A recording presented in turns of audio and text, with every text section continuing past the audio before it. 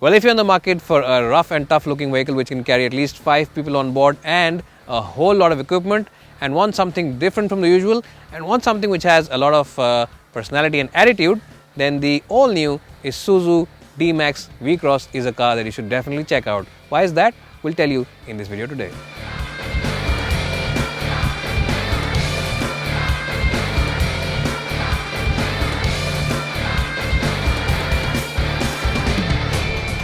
Well, so as soon as you step inside the cabin of the D-Max V-Cross, you will realize that you are sitting a couple of stories higher than all the other cars on the road. In fact, some other SUVs look very puny and very small in comparison to this car, and you can actually look down at all other motorists on the road and have an eye-level chat with most of the bus drivers out there on the road.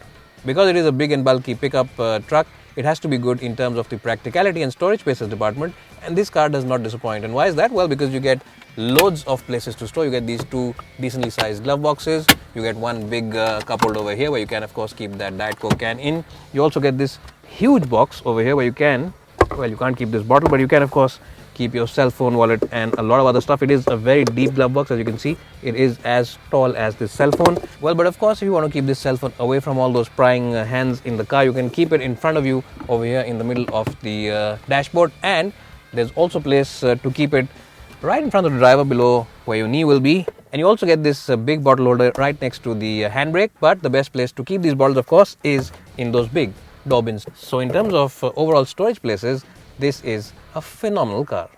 Well, but the best part is that the seats on this car are absolutely perfect in terms of cushioning. The support for the lower back is excellent. You also get these side bolsters for someone of course drives up the hills, because remember this car does have a little bit of body roll, so these seats will hold you well when you're pushing it in those hilly sections and of course going up to your farmhouse. Well, a lot of people won't be paying too much attention to overall quality, but the perceived quality levels inside this car are very good. The top of the dashboard is made from good quality of materials, and even the top of the door panel is made from soft touch materials. Well, just because you're going up to the farmhouse in that mud and dirt action, it does not mean that you should not be comfortable inside the car. And to aid your comfort, Isuzu have given you an automatic climate control system. You also get this huge 7-inch screen which is really nice to operate, so you can of course use your music and listen to it over here via those USBs, and you also get this 4x4 system to ensure that you don't get stuck in a muddy situation, and the steering wheel also adjusts for rake. So overall it is a pretty good car in terms of comfort as well as features as well. And you also get 2 airbags, ABS and EBD as standard equipment, and there's only one version on sale, which means that you get all the bells and whistles when you decide to pick up this car. Well, so here I'm in the second row of the V-Cross's seats, and I've adjusted the front seat as always for my driving position, and my height for reference is 5'10", and even then I have plenty of knee room over here. Headroom is also more than adequate, so someone who is over 6 foot tall should not have an issue in this car. And there's also a little bit of place below the front seats where I can stretch my feet. So in terms of comfort, this car is pretty good in the second row of seats. It's also a pretty wide car, which means you can generally have 3 occupants over here. And even though there is a bit of a hump in the floor panel, it should not be a big issue because the footwells are pretty wide enough to accommodate those feet. Well, you also get 2 cup holders over here in the middle, which of course can be pushed back in, and the door bins are also big enough to house that big bottle from your home. So in terms of practicality, even the second row of this car's seats are very good, and the seat comfort is also pretty good. Yes, the backrest angle is at a bit of a steep incline, so you might really want to slouch down a bit sometimes if you get a little tired or your back starts hurting a bit on those long journeys. But overall, because you get excellent knee room and excellent headroom as well as excellent width, it is a good car in the second row for all 3 occupants.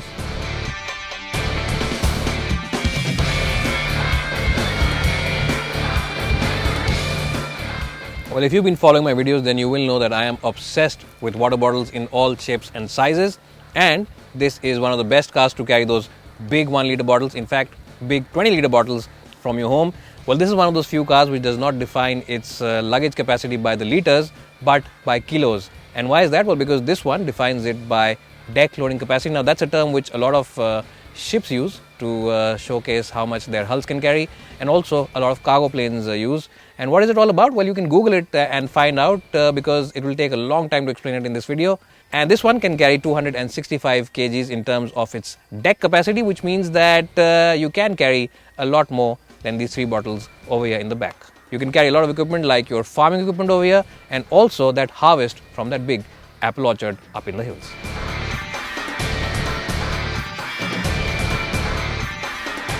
Well, not only does this car have the luggage carrying capacity of a ship, it also rides like one. Yes, the suspension on this car is really very softly set up, which means that there is plenty of body roll, and even when you brake, you can feel the body diving slightly up ahead, so that's something that you need to get used to. And also the steering wheel is a little lifeless. It's very soft and very easy and light to operate, which is a good thing for city travel. Well, of course, when you drive it in a straight line and there's anything less than a completely smooth road, you will feel yourself bobbing up and down, because the suspension does tend to do that. So that's something which can be a little unnerving sometimes. But when you have to go over a badly patched up road, then this suspension really does take the sting out of that. That long travel suspension really does soak in those bumps very well, and there's very little that troubles the V-Cross on a badly patched up road.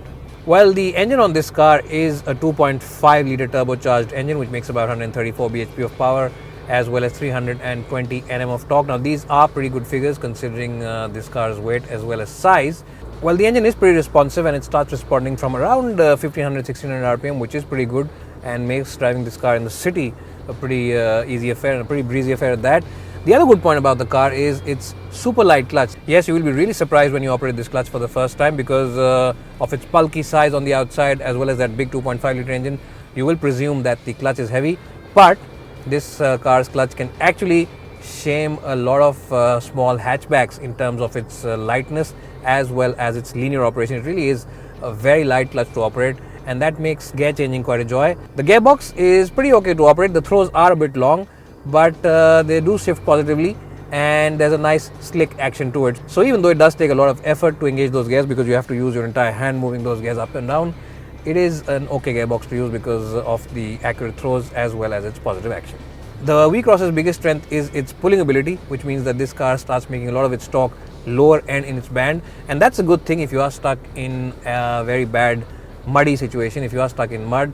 And what you need to do is, of course, engage that four-wheel drive system over here. You also have a low range function, and that low range function means that you can get out of those bad situations without any problem whatsoever. Now, most buyers who will buy this car will probably never use that function on their cars. Only about 5 or 10% people might use it. Well, we are shooting this car in Delhi today, so we haven't really got a lot of off-roading tracks available to us, and a lot of people who will end up buying these cars will probably never really use that function. But it's always good to know that you can get unstuck from that muddy situation in this D-Max V-Cross. Well, if you are driving it on the highway, the D-Max V-Cross does offer you decent stability. Now, there is, as I said, a little bit of body roll, and anything less than smooth will, of course, make the suspension start bobbing around, and the occupants will also feel that little bit of bobbiness inside.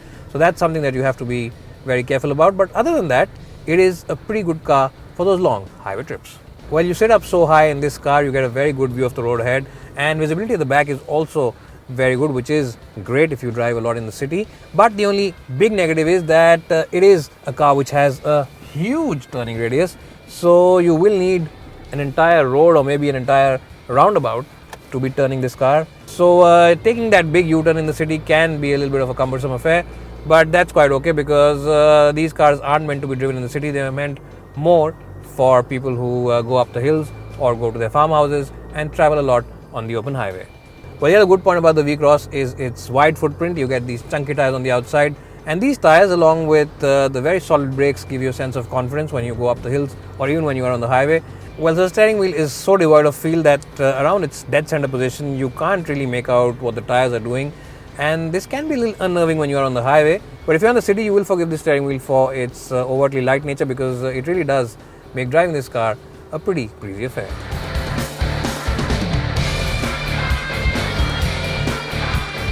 Well, so if you are someone who lives the farm life, then this is a great car for you, because you can not only travel with your entire family in it, but you can also carry that heavy equipment in the back. But that's not all. Even if you are someone who is an outdoors person and really does enjoy going for river rafting or spending a lot of time doing adventure trips, then this car will really come in handy. It really is a very good car at this price point, because it is relatively affordable. It comes with a very good diesel engine, and it has loads of attitude as well. And overall, I would recommend this as a buy. It's bye for now, and hope to see you soon.